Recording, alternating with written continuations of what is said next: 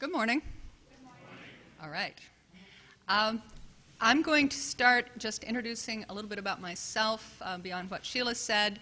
Steve is going to introduce himself, talk a little bit about that, and then about public defense, the condition it's in, and the lawsuit, Hurrell-Harring, that is sort of the topic here. We want this to be a conversation, and while we understand that it's being recorded, broadcast, and so on, we're going to try not having you go to the mic because we want things to move along, and so we will repeat questions or comments as we go. If that starts not working, we'll have to go back to the mic. So we will try to speak slowly and clearly. We hope that people with questions and answers will do the same, and we'll see how it goes. As the little flyer that I put, handout that I put on some of on the tables says, I'm here both because of what's in my head and what's in my heart. I went to law school. I got a job at the State Appellate Defender Office in Michigan, and I thought, I want to do appeals because I like the thinking process of the law. I really wasn't terribly sure about my ability to interact well with people, and I knew that I loved research and writing, so appellate law, doing appeals seemed like a good idea, and it was a great job. I have to stop and tell you a story that I hadn't planned to tell, but Reverend Lewis's comments just brought this to mind. I had a colleague there, light-skinned African-American man, quite a bit younger than I am, and he and I were chatting one day in the office library about race. And one of the other attorneys came in, white attorney, and whatever Jordan was saying at the time, she said, "Oh, you're too young to remember that," meaning Jim Crow. And Jordan told her a story. And I won't tell you the whole story because it was quite detailed, but it had to do with going south to visit relatives and asking ahead of time, where is it safe? And using the side of the road. And when he'd finished telling the story, I believe that my colleague understood that despite the Civil War ending slavery, and despite the Civil Rights Movement having ended the legal part of Jim Crow, the laws that said you black person can't go here, you white person can't help a black person go there, the law had been wiped out, but by no means had we achieved equality. And I carried that with me. I went to the National Legal Aid and Defender Association to get an idea of were these problems with public defense and injustice more than just what I saw in Michigan. Personal travels and so on eventually brought me to New York, and at the New York State Defenders Association we try to help fix the problems in public defense. We'll be talking about that. So what's in my head are legal principles. Sometimes I fall into legalese. Call me on it. What? Say that in English. But also in my heart, I found out by doing appeals for people who had been convicted of crime, most of them rightly as opposed to wrongly in terms of their having done something that was criminal, maybe not as severe as what they were convicted of. And I thought, as I left, said, this was a good run, and we made some good law. That was when you could still make good law. And I discovered after about 2 years of being gone that I couldn't remember the legal issues that we had made, by and large. I remembered the people.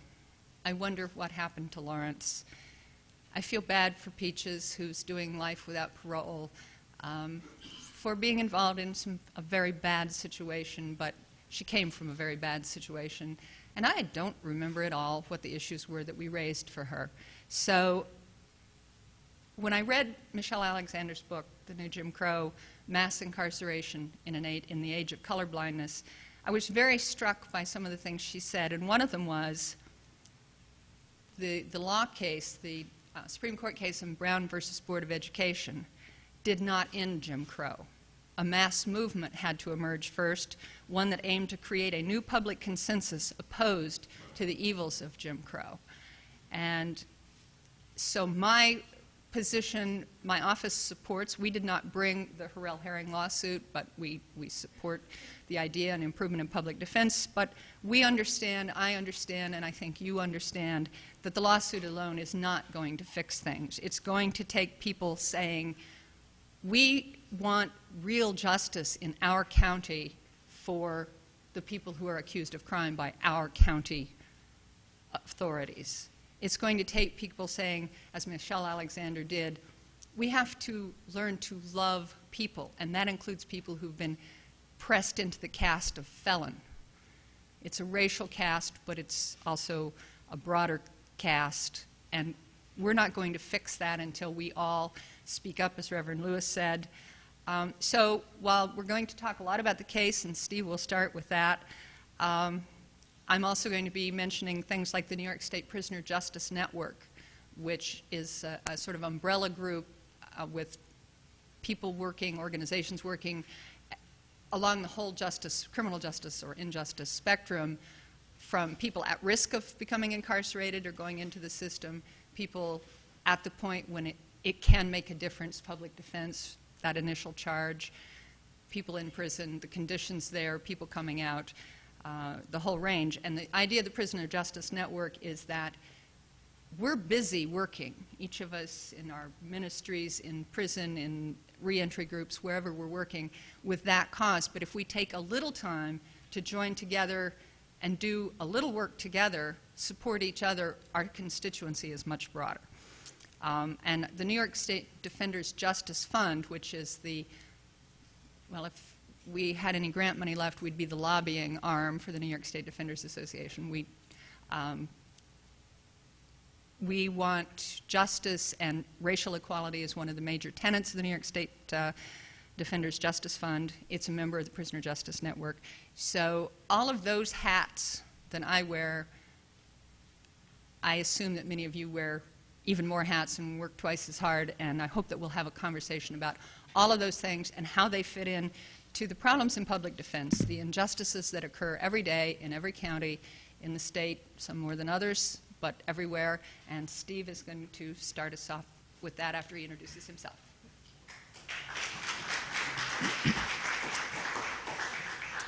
Hi, thank you for being here.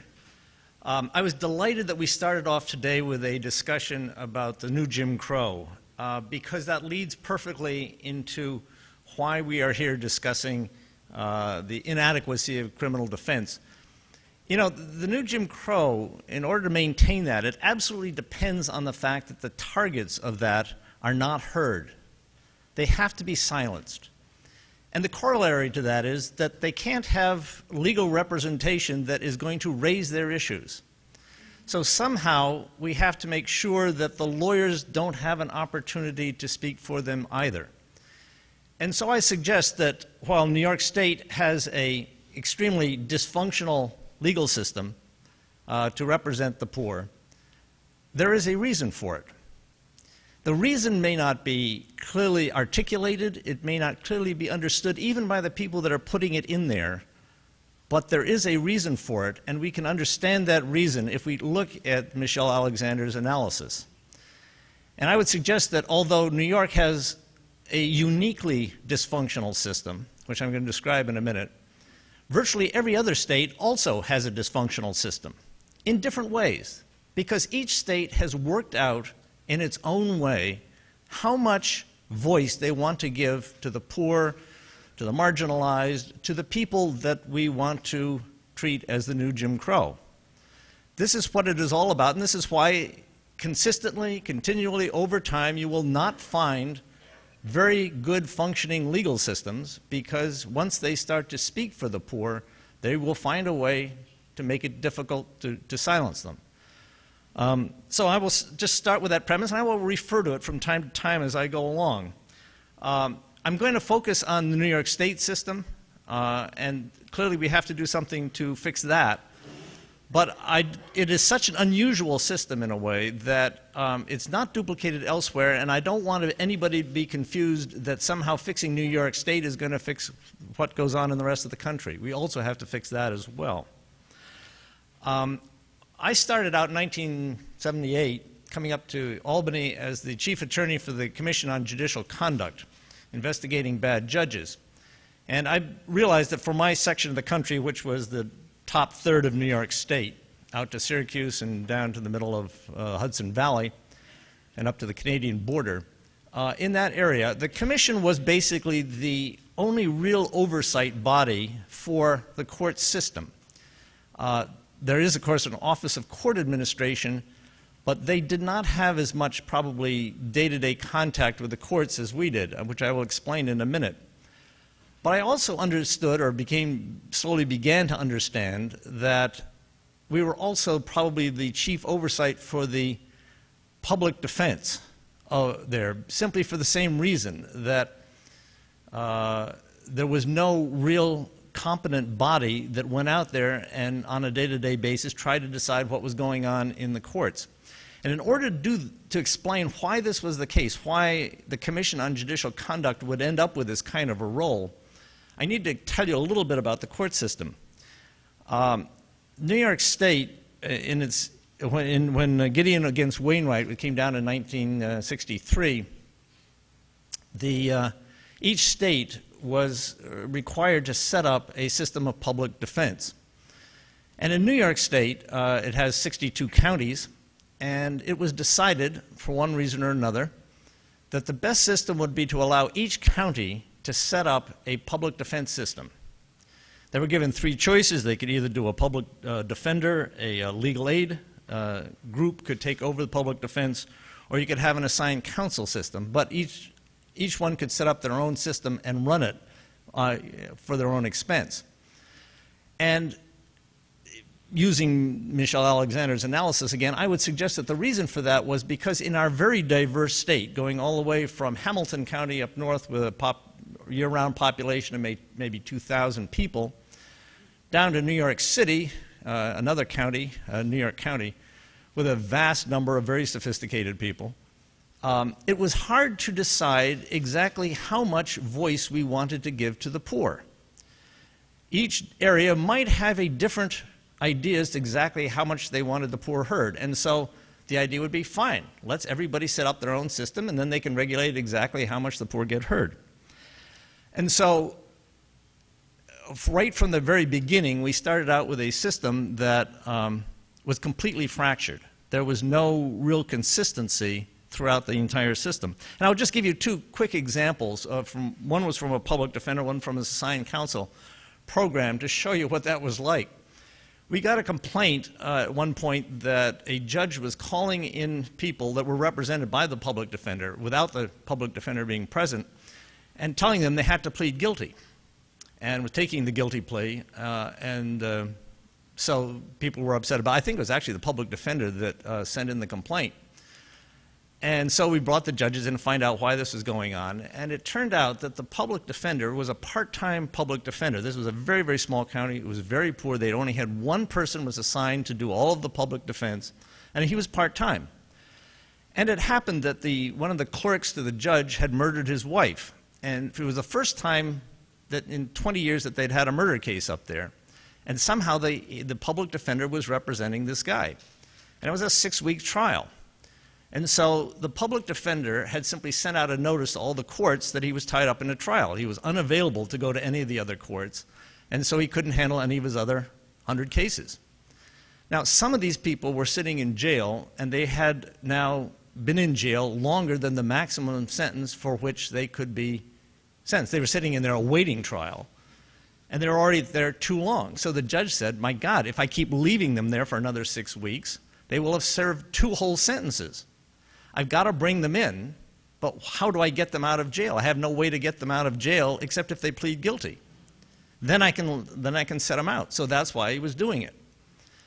Now, this is just one bizarre example, and everybody's like, what? This is how the system works? In fact, this was not uncommon, and I think we just looked at it and said, okay, this is just the way it goes, and we dismissed it because it wasn't judicial misconduct. He was doing the best he could under the circumstances. So now I had one on the assigned counsel program, and I promptly forgot what it is. It's going to come to me in a minute. Assigned counsel. I've completely drawn a blank on it. Anyway, doesn't matter. The point was, senior moment, thank you. This was one of the problems. So each one of these counties had a different program, but there was another issue that made New York unique, I think, among the states, and that was that it maintained, right from the colonial period, a town and village court system. There was some, I believe, 2,700 town and village judges. And of these, the majority, by far, are not lawyers. They have no essential legal training other than a few weekend sessions. And so they operate in a system almost completely independent from the regular court system. They handle over half of the cases in New York State, but we don't know how much they do because they actually don't report to anybody. They are really, truly independent. Some of them are paid a few $100s a year to maintain a court system with no clerk, no other help. And there are all sorts of bizarre stories about arraignments conducted in chicken houses or in people's kitchens, and they are a very strong, determined lot. Because they operate so completely outside the court system, and it is almost impossible to set up any kind of a uniform system of justice because public defense has to cater to these town and village courts. And if you have a single part-time public defender, you have a small staff of public defenders, how do you run around every night trying to cover all of these various courts? You can't. And so what tends to happen over and over again, I was sitting up in a court up in upstate New York, and the people would appear before the judge, and the judge would say, I just got an email from your lawyer. You haven't met the lawyer, you've never met him, but you actually have an assigned lawyer, and he talked to the district attorney today, and this is what he recommends that you plead guilty to. And the person would go, what? Who is this guy? I've never heard of him before. And they say, well, it's your assigned lawyer. He's talked to the DA. This is what he's recommending. What do you want? You want to go back to jail, or you want next week we'll do the same thing again? So that is not uncommon. That's a quite typical situation. I do remember this other assigned counsel case. I will just tell it to you because it's a kind of a cute case. One county set up a system in which they would have assigned counsel, and everybody in the bar association would agree to take cases. So every lawyer that practiced in that county was a member of that bar association and would agree to take cases on an assigned basis. And that went along fine for years. All the lawyers were happy because they were all getting a slice of the pie. They were all getting a little bit of this assigned counsel work. And one day, a lawyer came in from out of town. He was from another state, and he did property work. And he'd been there in the county for a couple of weeks, and he was assigned a felony case, an assault. And he went to the judge, and he says, Judge, I've never been in a courtroom in my life. I know not one thing about criminal law. I can't possibly do this case. And the judge says, well, I don't know. I got a plan here. What am I supposed to do? You've got to take the case. He says, Judge, I cannot take the case. I am truly incompetent in every meaning of the word. And the judge said, well, in that case, I'm going to fine you $1,000 for contempt of court. Wow. So he fined the judge, the lawyer, $1,000 for contempt of court, and the lawyer said, fine, all right, if that's what I have to do to get out of this thing, I'll pay it. He paid the fine, stalked out of court, and 2 weeks later he got another assignment. And so that's what generated the complaint to the commission. And so I raise that only to show that from the judge's point of view, he's saying, what can I do? This is the plan that was filed. It has nothing to do with quality. And being cynical, the judge is also saying, oh, come on, how hard is this? All of these cases are decided by a plea of guilty. All you have to do is go talk to the district attorney, tell the defendant what he's going to plead guilty to, and that's what you have to do. How can that be so difficult? So I just throw that one out just because I hadn't remembered again. In any event, as I was leaving the commission after this period of time, I had a case in Troy which kind of changed my life a bit, I think. I had been used to a lot of odd cases involving public defense, but this was the oddest one I'd ever encountered. This was in the Troy City Court, and Henry Bauer was the judge down there. And he had developed a clever system.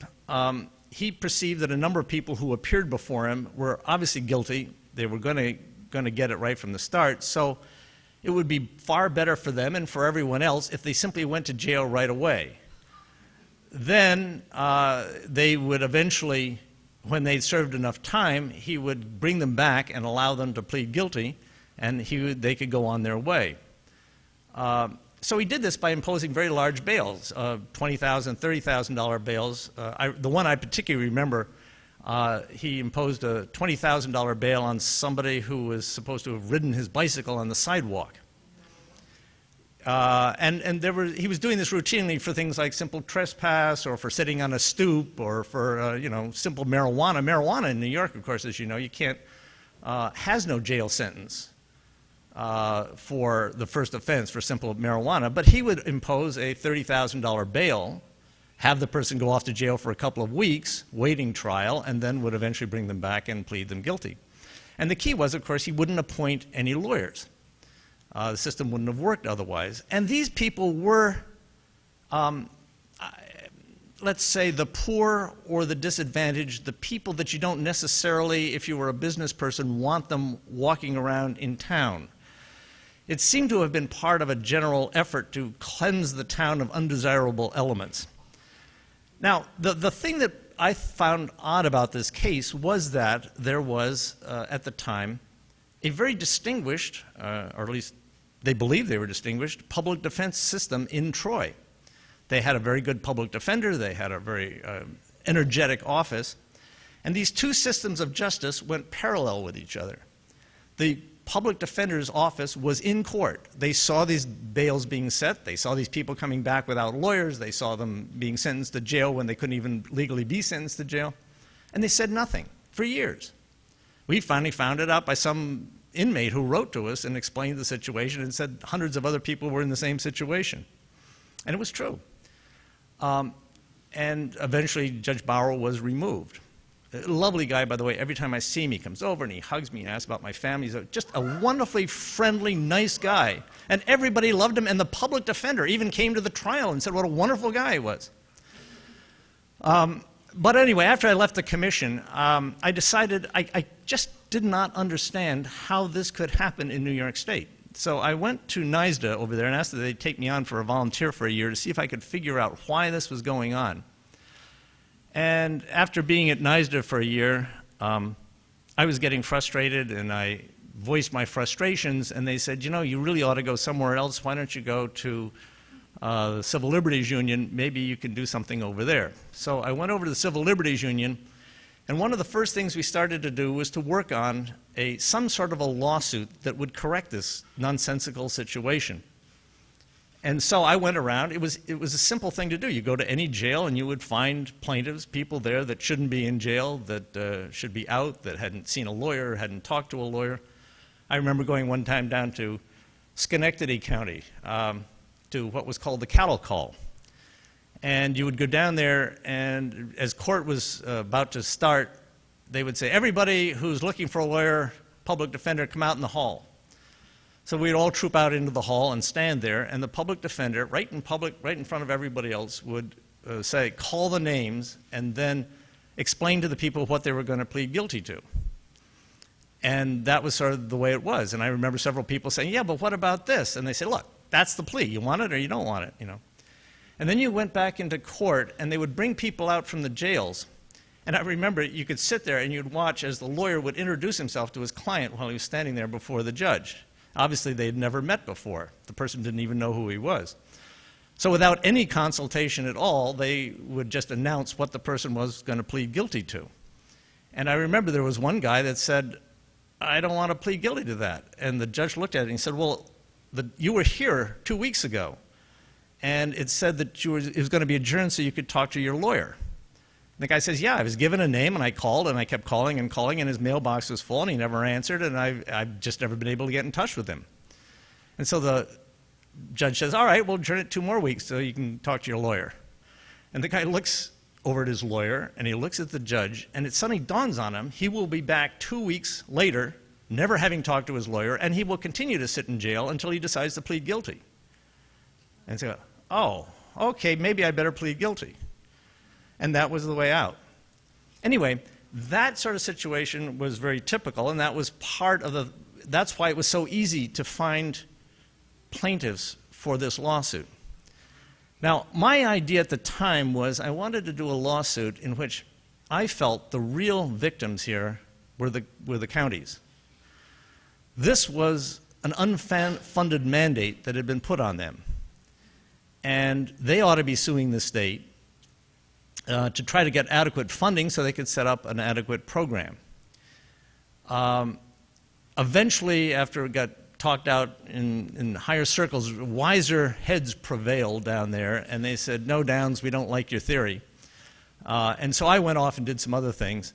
And later, another group came along with the present Hurrell-Harring case, which basically says the problem is with New York State, and puts the whole blame on them right from the start for never having set up any kind of a system that adequately addresses the problems of indigent defense. And I think they were right. I understand why they took that approach. And I have to say, just quickly, before they did that, they went through two very long, serious studies of the problem in New York State.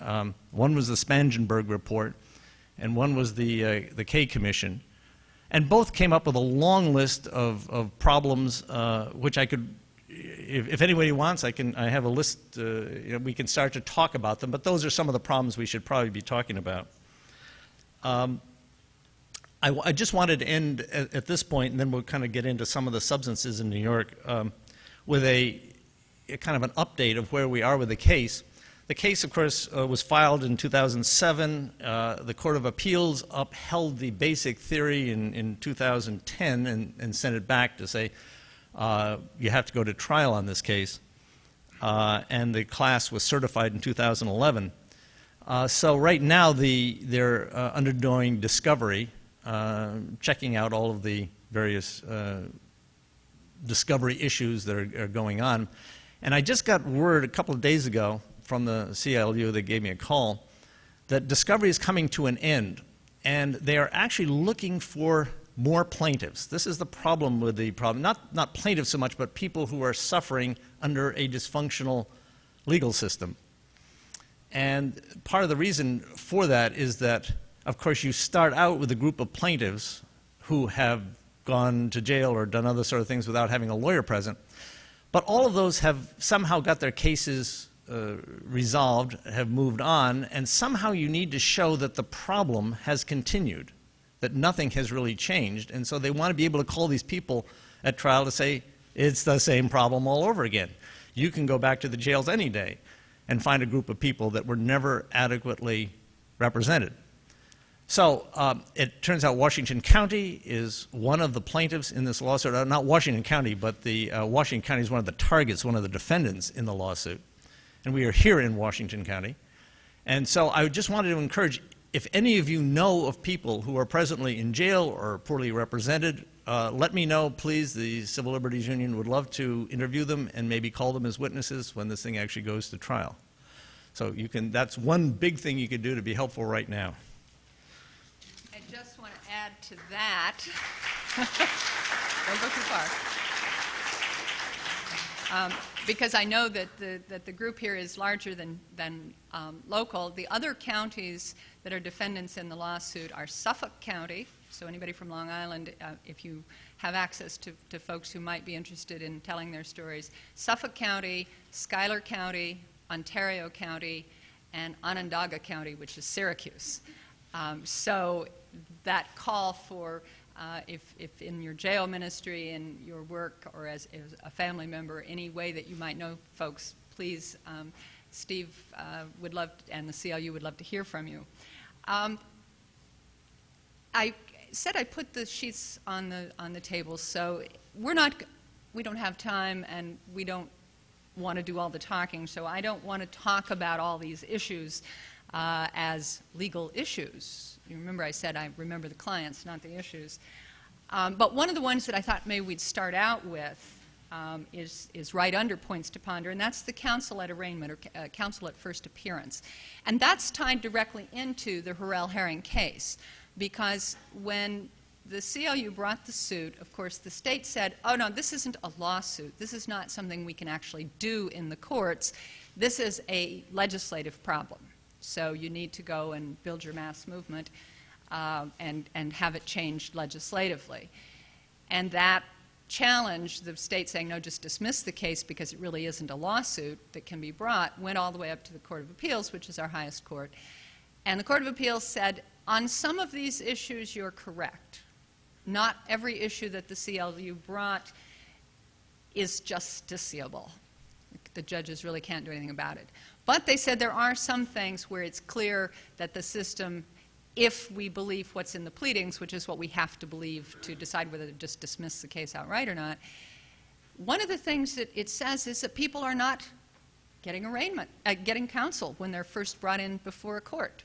And sometimes they're not getting counsel, as Steve was telling you, for weeks, days or weeks. And that denial, outright denial of counsel, is something that is a legal theory that the courts can look at. That opinion in Hurrell-Harring in the Court of Appeals was written by Chief Judge Jonathan Lippman.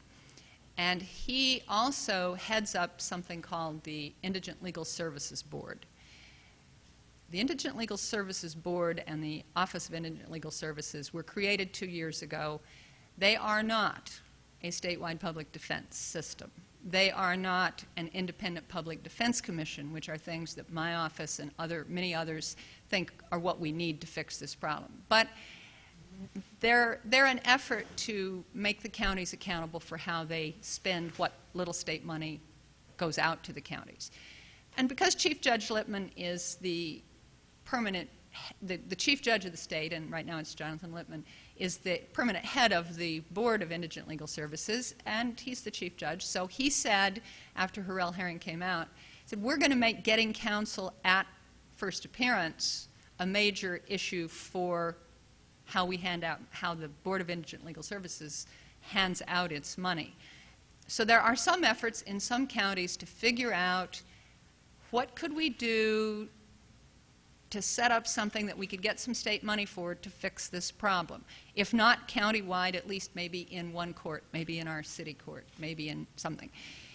And I'm saying that because it's the flip side of saying the lawsuits will not make the difference. The lawsuits can open doors. This lawsuit has already had that impact. And so any of you who are in a situation where you know of people who are not getting counsel arraignment regularly in a village court, a town court, a city court, or any other court, it's something you can raise locally. Talk to your public defender. If you don't have a public defender, talk to the Legal Aid Society or the head of the assigned counsel program, people in your bar association, or just raise the issue. Somebody mentioned letters to the editor, letters to your local legislator. Ask questions, and with that, unless Steve has something else to add, and he does, then we're going to invite you to ask some questions and see where we go from there. I just want to mention that the town and village court system, as I indicated, disposes of about half or more than half of the cases. But these are not courts of record. They are courts not of record.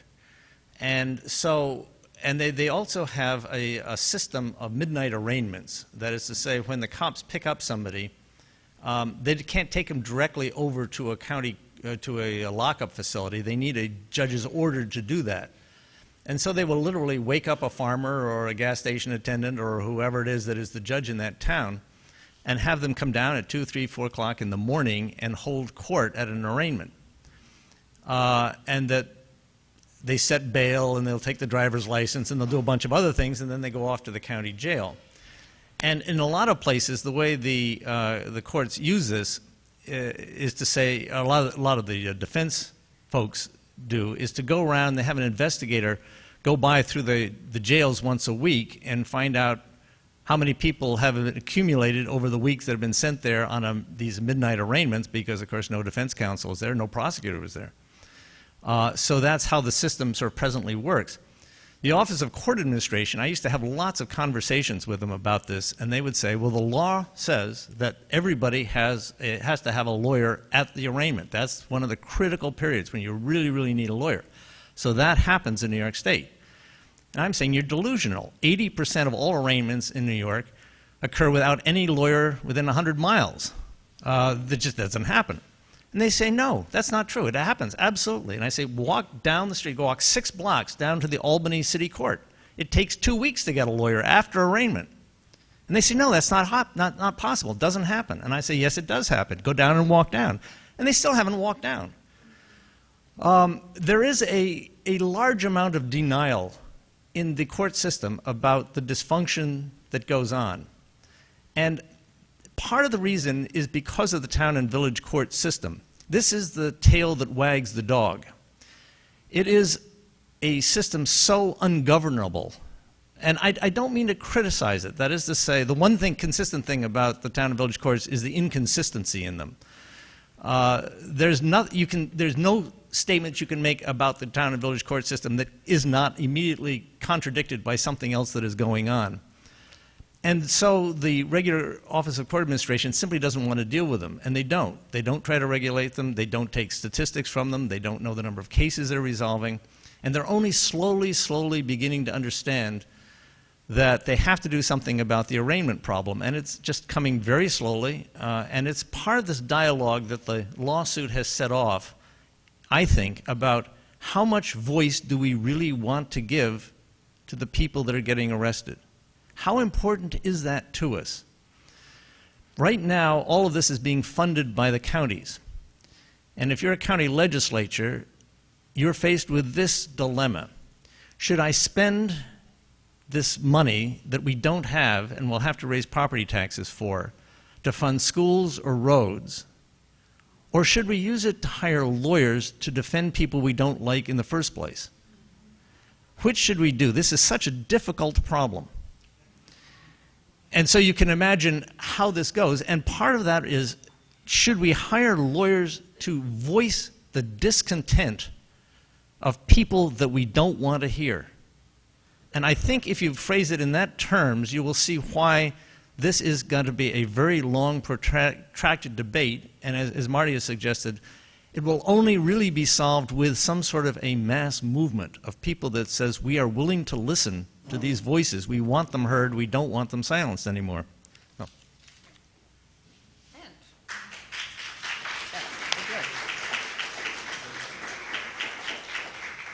So the magic word there being listen. We've been doing talking. You've been very patient and listening. Sheila, how long do we have left? You have until 10 to 1. It's now 10 after 12. Okay, we should be able to have a conversation here. Has anybody looked at the sheet and have a question about any of the issues? We'll kind of start formally and then we'll move on. Yes? I have a question about this issue with the village and town judges. How is it that we allow this?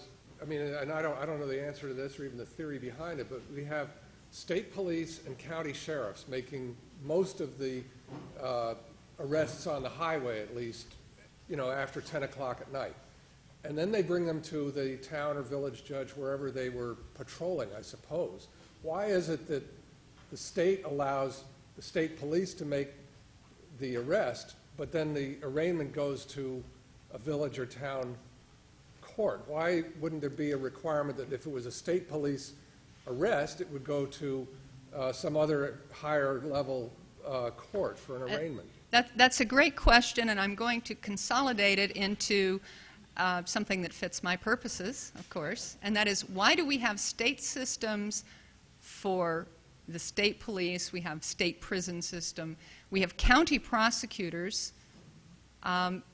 We have county public defenders. We have a state judicial system. And I didn't let Steve take this first because I want to give you the out-of-staters perspective. I've only been in New York State since 1996, so I'm still a little boggled by the whole thing. There was a New York Times series a few years ago on the town and village courts.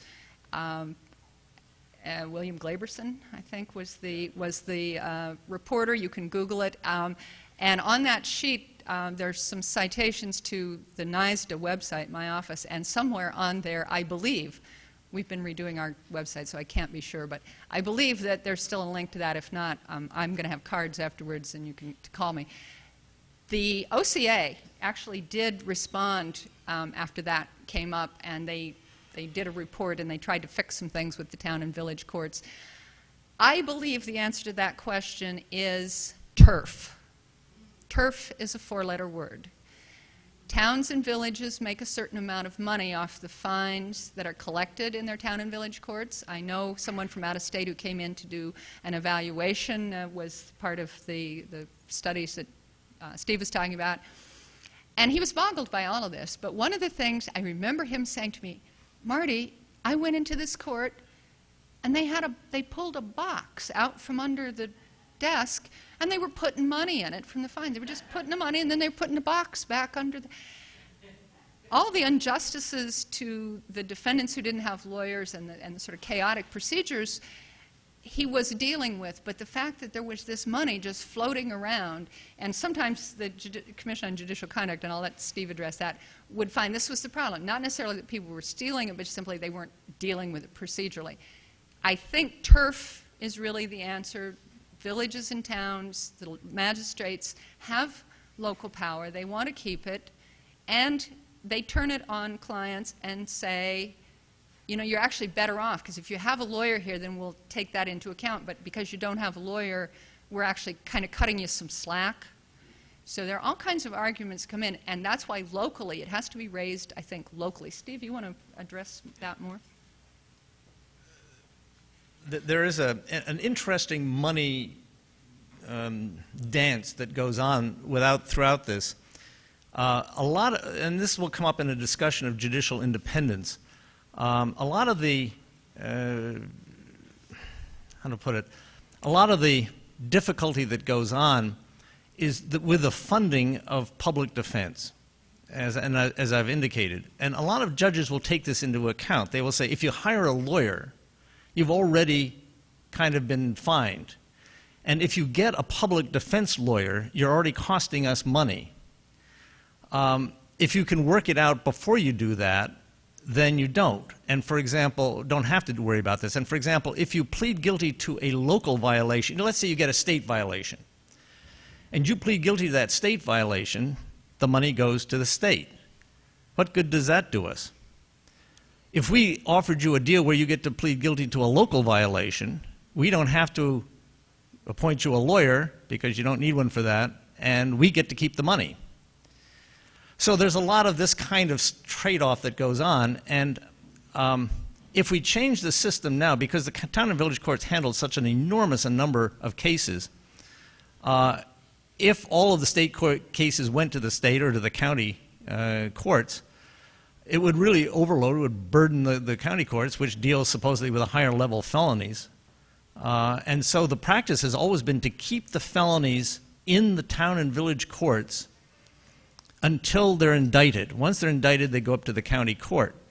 But as long as they're kept in the towns, in the town and villages, then you can manipulate them down there. You can kind of weed out the people that you don't want to hear, that you want to get whacked, that you want to send away. Let them go up, and the ones, the good old boys that you don't want to have bad things happen to, can get taken care of quietly in a local court and may not even get reported to OCA, and you may not even have a record. I mean, it's really hard to say. I think there's a lot of that kind of, we want to keep control of the process, we want to keep control of the money, we want to be able to say who really is going to be prosecuted and who really isn't. Yeah. This is about seems to me that you're talking about need for research as well. I mean, like when you're asking for the arraignment issue and how many lawyers, how many people, when they're arraigned, have a lawyer, isn't that something that a survey could be done, whether done on, like I know in Schenectady, where I'm from, the League of Women Voters and the Fund for Modern Courts have had court watchers that have kept track of things. I'm not sure they kept track of whether there was a lawyer at arraignment. Those are generally in the big courts, the city courts, the police courts.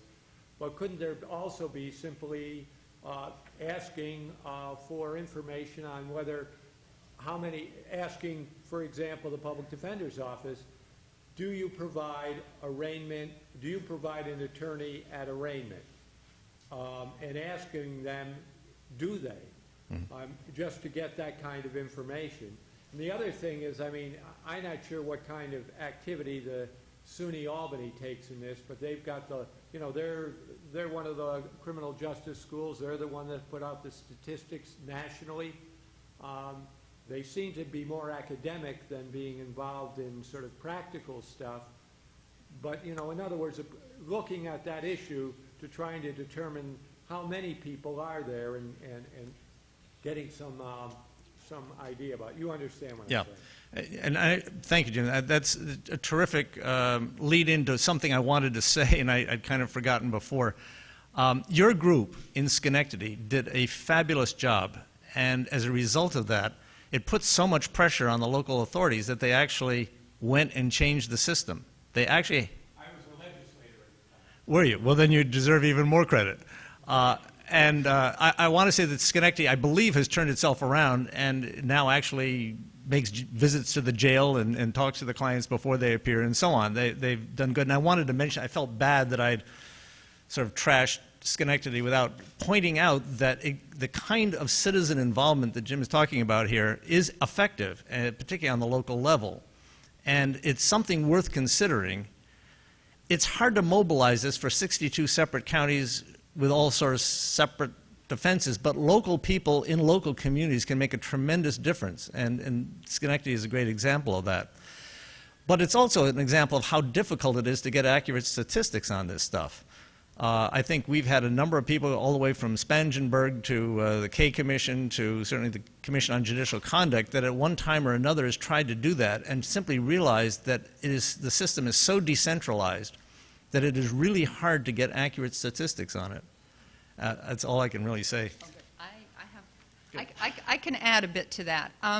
The office that I was talking about before, the Office of Indigent Legal Services, one of their charges is to study the problem, but not just to study it, make recommendations. Unsurprisingly, creation of the office has moved at a pace about like this. Legislation creating it was passed in 2010 before the legislature went home. I think that was around June. The board was constituted. That's an appointment system that's intended to make it somewhat independent. The governor makes the appointments, but they're on recommendations from various entities, including the Association of Counties, because they have a fiscal interest as well as a local interest in that. Some other entities, State Bar Association and so on. They met on November 1st, 2010. An executive director was selected and put into place in February of 2011. And that executive director was able to hire counsel for the office by May of 2011. By the end of 2011, I believe they were up to 5. They're supposed to be an office of 10 people. I believe by the end of 2011 they were up to 5. And they are in the last bits of hiring for a full complement of 10 people to do many things statewide. But data is one of them, and I know that they are having conversations. One of the people that they hired is a data research person, Andy Davies, who used to work at my office for a while, so I know that they have good people doing this. It's going to be difficult. The Office of Court Administration has for years collected something called UCS 195s, and that's information about public defense. And you can read through them for any given year, and when you get done, you really don't know much more than when you started, except that nobody keeps the data the same way. Some people don't keep data at all. So it's a mess. It's a question that's being addressed. I don't know if they're talking to the University at Albany. I do know that there was a meeting not too many weeks ago. Maybe Barbara Spring can remind me. There's an effort in the School of Criminal Justice to create a multiculturalism in the justice system in the 21st century, or something similar to that. And I don't know where that's going. I don't know if these will be questions that they might address. But again, anybody with a connection to the University at Albany, or to anywhere else, these are questions to ask. Just asking these questions, asking them publicly, asking them of your local officials, that's great. Anybody got... oh, sure. I mean, I know that both the League of Women Voters and the Fund for Modern Courts have developed a way of doing the court monitoring.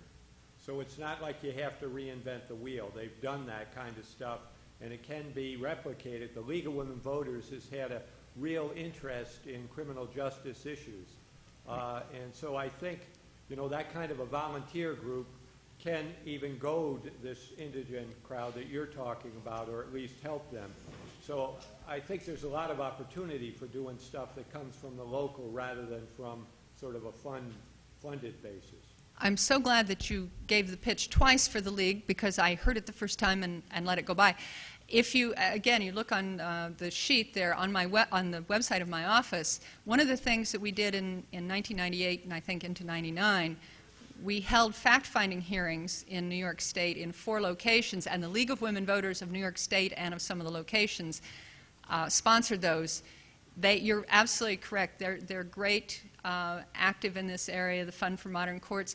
Again, if you have an in with those groups and suggest it, and feel free to write to the Office of Indigent Legal Services. They don't have a website yet. They're working on it. They have somebody now hired that's working on a website. But, you know, make suggestions. How can we ask questions? How can we be helpful to you?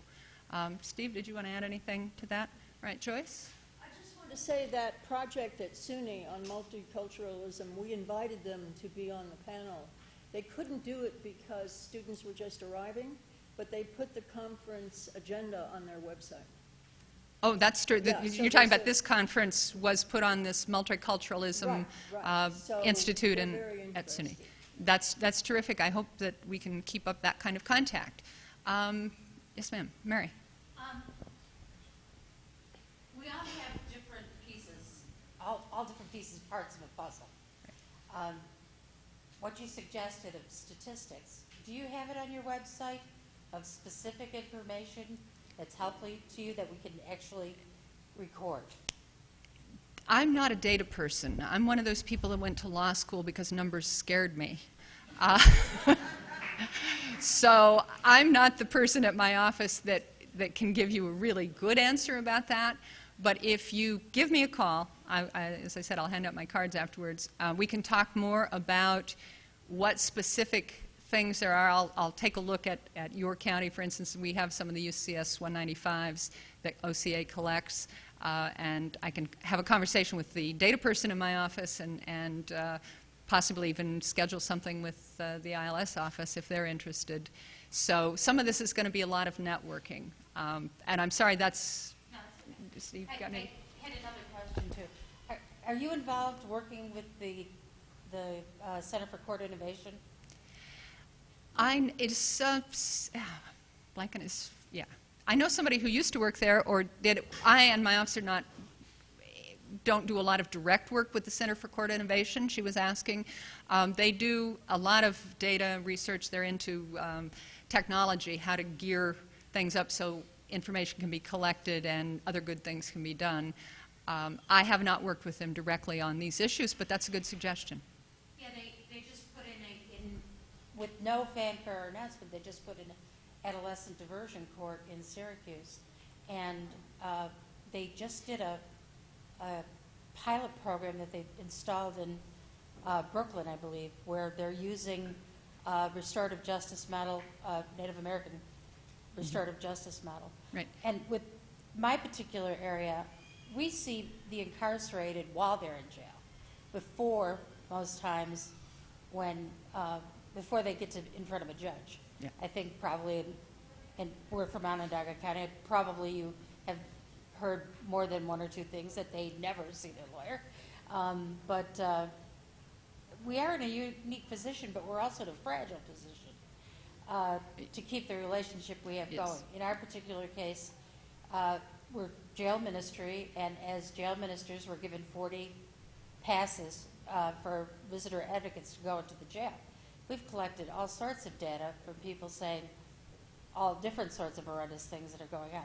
But for the longest time, we didn't know how to funnel that. Right, and I think that's the idea that a local group that's doing jail ministry, doing other work, and has data, whether it's anecdotal data or hard numbers, that information, well, what do you do with it? And I think to have conversations with my office, for example, the CLU, if it happens to be one of the 5 counties that's part of the lawsuit, to see if that's something that they would be interested in. And the Office of Indigent Legal Services, if that was something. But again, also, the idea that you can use that locally. It's really good to have conversations with statewide entities, and when there's a lawsuit, like the CLU lawsuit, to make sure that you don't do something locally that kind of interferes with something. So I'm really glad that you asked the question. We have this information, what should we do with it? And I think that like the town and village courts, like the public defense system, it's going to depend on where you are. And I would love to continue that conversation further, and I hope that your question has sparked other questions. Steve, did you want to add anything to that? I know there were hands back there. I hope I didn't talk too long. Wait. My question is about undocumented persons, and I was wondering if some of this issue that you were just talking about, how underrepresentation for them, if there's help in your offices for them. What a terrific question. What about people who are here, who are foreign nationals, people who do not hold U.S. citizenship? What's happening with their representation? That's an excellent question. Like all of the other questions, the answer is to some extent it depends on the county. This is an issue that the Office of Indigent Legal Services has allowed grants to be written for. And so some of the state money that's going out is for that purpose, to help bolster that. There's a feeling that it's less of a problem in New York City because there are so many immigrant advocate organizations there. And a lot of the public defense offices in New York City have somebody in their office who has immigration law experience. For those of you who haven't come face to face with this problem, when the entirely complicated federal immigration law crashes into the completely unbelievably complicated state or federal criminal law system, and they hit together a lot. Hey, I'm your lawyer. I got you a great deal. You will not do any jail time at all. Isn't that wonderful? What do you mean ICE is taking you away? If you plead somebody to the wrong thing, or even if they don't plead to a drug charge but they make admissions, I couldn't have had the intent to do what they say I did because I was high on drugs at the time. There's a possibility that that admission about drugs could get you deported. So it's really important that lawyers doing the criminal law know enough about immigration law to get in touch with an immigration lawyer if they can't figure out the answer to the question, what happens? And I don't want to hog the mic, but one other thing I want to say about immigration law is that the U.S. Supreme Court, which has not in recent decades been quite as friendly to making good law for criminal defense as we would necessarily like, came out with a case called Padilla versus Kentucky, sorry, wrong state, that said criminal defense lawyers have a duty. It's ineffective assistance of counsel to give bad advice and to not advise a client who is in danger of immigration consequences about those consequences before you plead them guilty. That's a huge step. And so, again, if you're in a location where you know that you have a population of people who are not citizens, and this is true for green card holders the same as it is for people who do not have documents, who are out of status, a criminal record can get you out of here. You came here at 6, you don't remember a thing about the country of origin, you've pled guilty to a drug felony, and you're going to get acquainted with that country because you're out of here. So it's a huge problem. It is being somewhat addressed. Much more could be done, and it should be raised locally. Steve, you want to come up and add and then ask for the next question? Yeah. We've had a number of cases, for example, where someone was picked up on an immigration violation, an undocumented violation of some sort. Often, one case actually happened, the person was stopped at a stop sign and was picked up by the police because the police thought he was somebody else. But while he was there, they happened to ask a few questions, found out that he was undocumented, and he vanished. And this was in Albany, and we sort of assumed that we could get counsel for him and do the things that had to be done for him and get him on his way, hopefully, get him out. And the next thing we knew, he discovered that he'd been sent to Texas. And this is the kind of games that the feds play. They will take people and they will move them to places where there aren't lawyers available, readily available. And most of these cases are frankly resolved without lawyers. And if you get lawyers, they oftentimes will sort of give in and allow the person out because they figure they can get rid of 80% of the people without lawyers. This particular place in Texas, as I recall, we were trying to get a lawyer for him and trying to find somebody who was willing to go way out into the boonies where this prison was in Texas to represent him on a case that occurred in New York. Now, these are the kind of games that the federal government is playing right now, that they're, in my view, are being completely unfair about it. But it also raises or strikes up the kind of discussion. We're talking about county defense projects, county defense plans. We don't even have a state plan in New York. So when somebody is whisked off to Batavia, there's no state response to that. It's the legal aid clinic in Batavia that has to deal with it. And when it goes down to Texas, it's the same thing. There's no organized, coordinated response on the defense side to what the federal government is doing. So already you can see the problem here, the disproportion of resources, the disproportion of response to what the federal government is able to do. And as more and more of this becomes federalized, as more and more things become terrorists, terrorism is everywhere, and it's undefined, so it can mean almost anything. You're going to see more and more of this federal takeover and moving things around, and the defense is just going to be behind. Oh, next question. Yes? On the technology tip, first of all, thank you very much. I enjoyed every single bit of information that you shared. I learned a lot. Good. And I appreciate it. On the technology tip, it seems like the court system is in the ancient Stone Age in terms of technology. I just wanted to know if you had any information regarding the developments in terms of technology, what the courts are doing.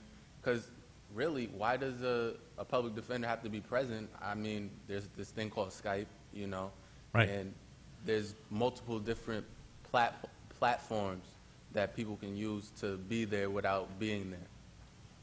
Yeah. Marty can probably speak to that better, but I will just mention, Skype is one of the things that is being tried. I remember way back, and this is 20 years ago, the town and village courts, of course, are courts not of record. They don't have anybody there except the judge, and oftentimes they do trials that have no record at all as to what happened other than the judge's recollection. We said, wouldn't it be great if they could at least have a tape recorder? How about just a tape recorder? Well, it's 20 years down the road, and they're still debating it. Could we do this? How could we do this? How could we get them to have a tape recorder? I mean, who would pay for it? Who would run it? I mean, it raises so many complications. The court just can't deal with it.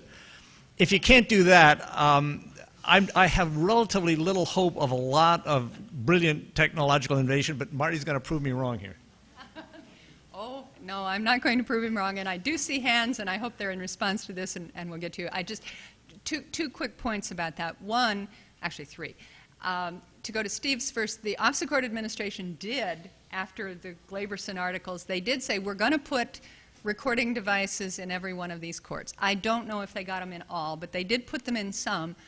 But then your point about the technology kicked back in, and so if you go and say, I would like to get the recording for this case, they want you in some places to know the name, the date, and maybe the time that it was heard, so that can all be difficult. Storage is a problem, and public defense is not availing itself of doing that.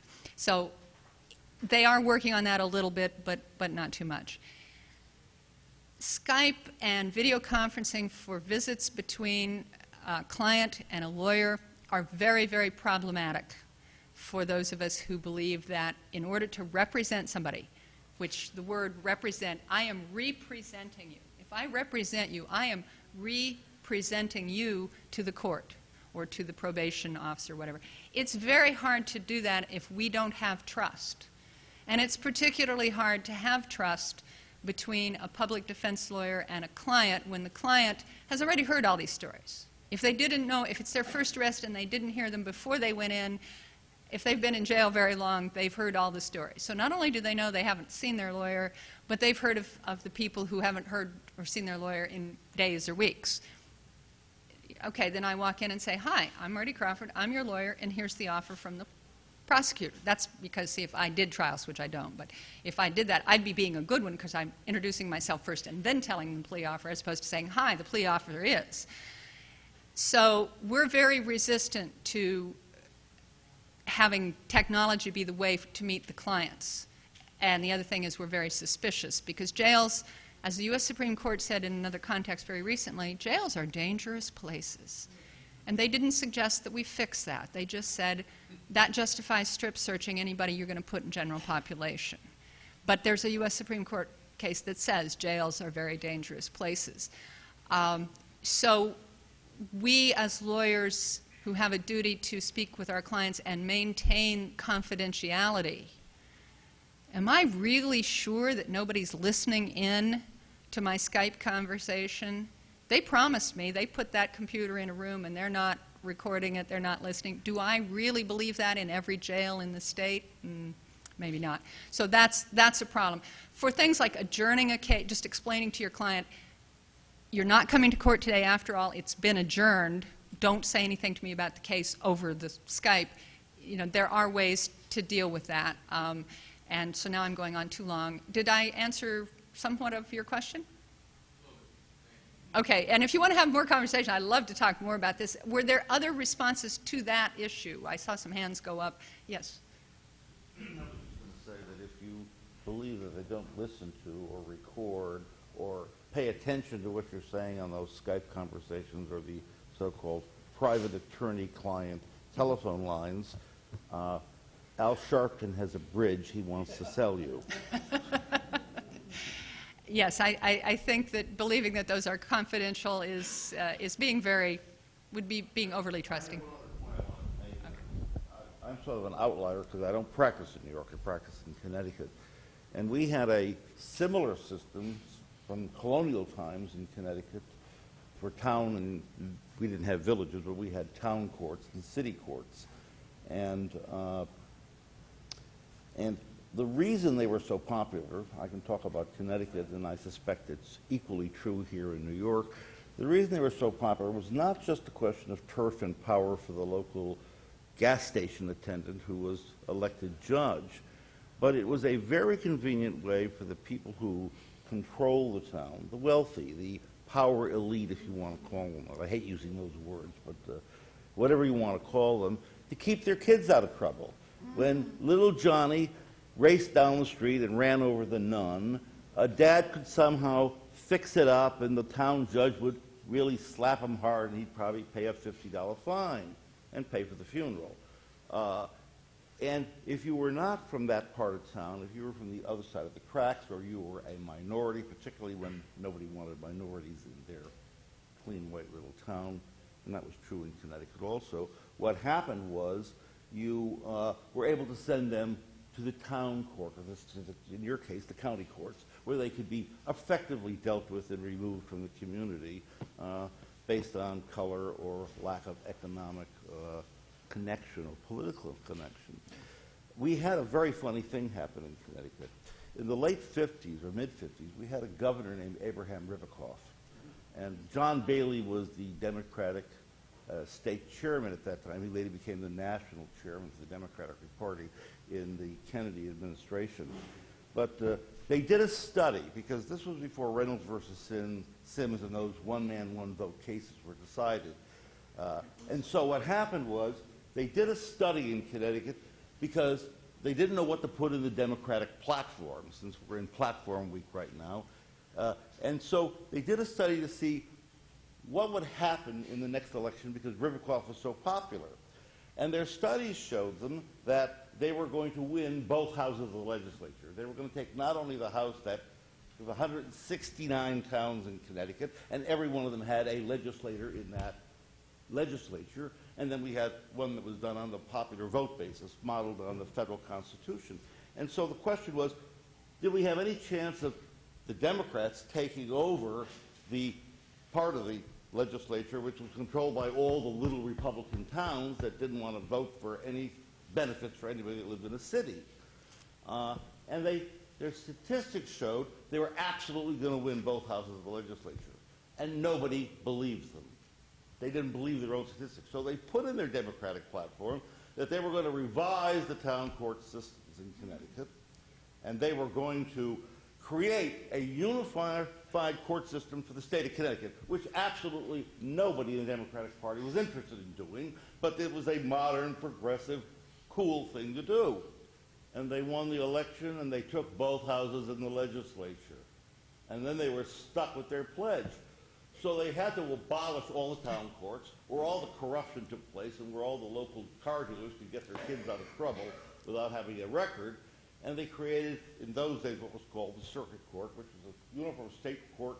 Everything's recorded, everything's on the record, everything's reported, everything's statistically controlled. And then subsequently in 1978, they merged that court with the Superior Court. So we have now a one uniform court system in Connecticut. And the advantage of that is that everything's done on the record. You have a centralized location where the public defender doesn't have to drive to 60 places to cover the dockets.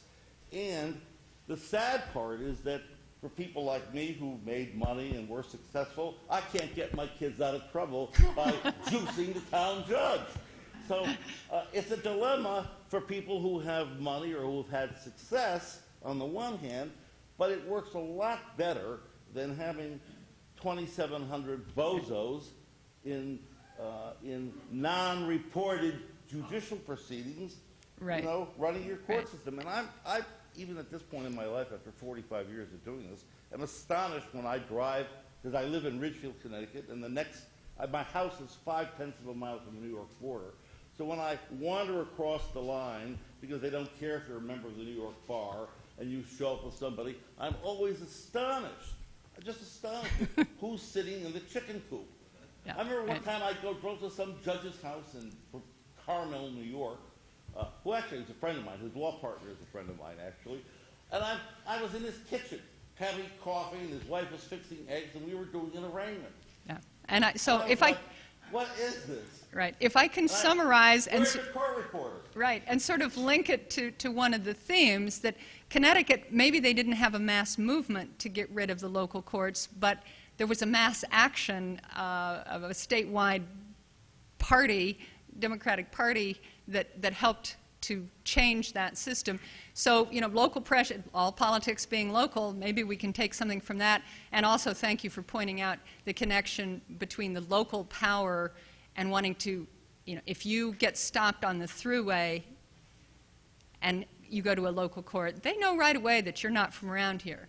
And if you're black or brown, well, then they're real sure you're not from around here, and it feeds that whole system. So I had a couple other hands up, and if we have time, I'll come back to you. Is that okay? I just don't want to keep people that were cut off too long.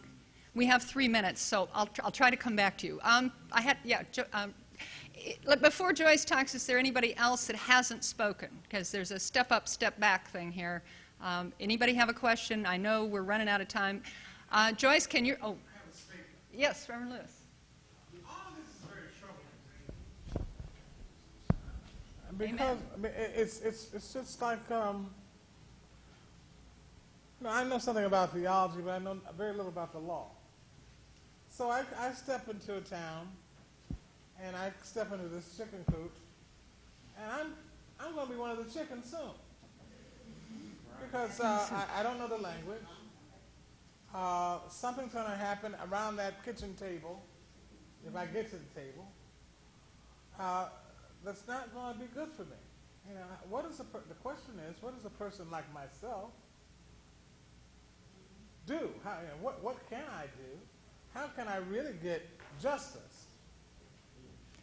I think you do what you were calling on us all to do, which is speak up before you're the person who's stopped. And we all need to speak up before we or someone like Reverend Lewis are stopped. I think that's the short answer. Can I make just one yes, quick and then thing? do Joyce Yeah, before we automatically trash the town and village court system, let me just say that 2/3 of the judges there are not lawyers. And part of the reason for the enduring love of this court is that a lot of people like to appear before non-lawyers. They don't like all the legal gobbledygook. They want just common sense justice. And I gotta say, some of the very best judges I ever met in my life were not lawyers. They had a sense of fairness, they had they could administer, and they were really great. I remember bringing somebody over from Senegal at one point. It was a friend of mine. We went down to Coxsackie to the local court down there, and it was run by a fertilizer salesman. And later we saw the Court of Appeals and all the appellate division and everything else. But as she was leaving, she said, you know, that was the most impressive thing I saw the entire time I was here, was that a court could be run with such fairness by a fertilizer salesman. Because if you can do that here in New York, we could do it in Senegal. So, but think about it. You might get justice there because some places did. Yeah, you definitely have a... First, I really want to thank you because I think this is a pioneering conference for upstate New York. Absolutely. Your presentation is most important. I'd like to go back to the technology question and have us think about the fact that this is not only in our name, but it's our money. Any system is paid for by taxpayers' money. In the economically challenged neighborhoods in our capital, in Albany, New York, we have 850 vacant buildings. But on one of these streets, we built a Taj Mahal, and it's the family court building. Mm-hmm. People have no place to go, no community centers, but we put an enormous amount of money into that. There was a thing where judges were having fancy apartments done in Albany, and they had to cut the budget a little. So there's money going into this system, and it's for us to say if we need technology that would be in people's benefit, where is this budget going? Mm-hmm. Okay? Yeah, I agree. Yeah. Just a possible response to Joyce's question is that over the last 3 or 4 years, the state controller's office has begun tormenting local governments throughout the state with record keeping. They've standardized fiscal reporting. They even make elected officials keep timesheets. Is this not a potential source of the kind of information we were talking about earlier with finding out when these courts are in session, what they're doing, who's present, where the money is going that's being collected? Possibly that a lot of that information is at the Office of the State Controller, Division of Local Governments, as opposed to the Office of Court Administration. Yeah. I spent an enormous amount of time going through the controller's reports because that was the only way I thought that I could reliably get information about the town and village courts. And I just have to report one little story. We had a judge in at one point because he hadn't deposited any fine money for some number of months, and he hadn't reported any cases, and he hadn't sent in his controller's reports. And we asked him why, and he said, look, if I'm a dairy farmer, and I've got 600 head of cows, and if you've got 600 head of cows mooing to be milked, and you've got your controller's reports that have to be sent in, which are you going to give priority to? And that's why what I think we should do for the village courts is hire actually clerks that could run the books, because it's an awful lot to ask of some one guy part-time getting $500 a year that he not only keeps the records and all the books and sends everything in, but also holds court. And I just don't think a lot of people are able to do that kind of work all by themselves. Right. Okay. If we're going to have to wrap it up quickly, you had one other point you wanted to make? I was going to add, just going to comment further that even the system, as it has been reformed in Connecticut, has its little glitches and funny little stories. I won't mention any names, but I was sitting some years ago with a Superior Court judge who was a friend of mine and was telling me about driving up Route 8 in Connecticut, up towards the Winston, Connecticut, above Waterbury, and the road's basically empty at 12 or 12:30 or 1 o'clock at night. And he was driving about 95 miles an hour. when a state cop caught up with him and pulled him over and started writing a ticket. And he said, I'm required by the chief court administrator to give you this. And he handed him his judicial appointment card. And the cop said, oh, crap, now I'm going to have to stop somebody else. And he stopped writing the ticket. And I said, do you know the genesis of this policy? And he said, yes. And it's a great story. Another Superior Court judge, or maybe he was a Circuit Court judge then, had been stopped for drunk driving in Westport, Connecticut, and went to court and promptly pled guilty to drunk driving, because he was. And we had mandatory 1-year suspension, and the sitting judge was trying to figure out why he was pleading guilty, and he said, I'm guilty, I was drunk, I was not having fun. So he was found guilty, and he DMV suspended his license. And the next morning, when he got up to go to court, he called the state police and ordered a state police trooper to drive him to court. And then the state police trooper was ordered to take him to lunch and then to drive him home. And for an entire year, this judge had a chauffeur at the state police expense. And the story was, I was told anyway, that the agreement made was that they really wouldn't arrest judges so that they could avoid having to provide chauffeur services for them while they were sitting. And I always thought, and the final comment of this judge to me was, it's the only time in my life, like Gordon Hand said, when they said he didn't have to pay income taxes, he said, the only time in my life I felt like a communist. He said, I felt like I belonged to the party. Thank you all very, very much.